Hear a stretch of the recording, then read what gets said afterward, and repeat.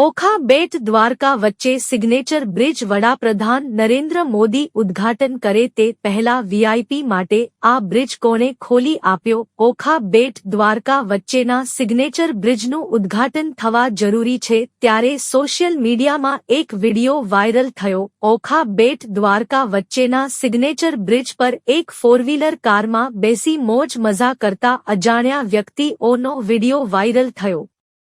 ઓખા બેટ દ્વારકા વચ્ચે સિગ્નેચર બ્રિજનું હજુ કામ ચાલુ છે. આ બ્રિજ પર જવાની બિલકુલ મનાઈ હોય. આ બ્રિજનું ભારતના વડાપ્રધાન નરેન્દ્ર મોદી ઉદ્ઘાટન કરવાના હોય તેને લઈને આ બ્રિજ પર જવાની બિલકુલ મનાઈ ફરમાવવામાં આવી છે.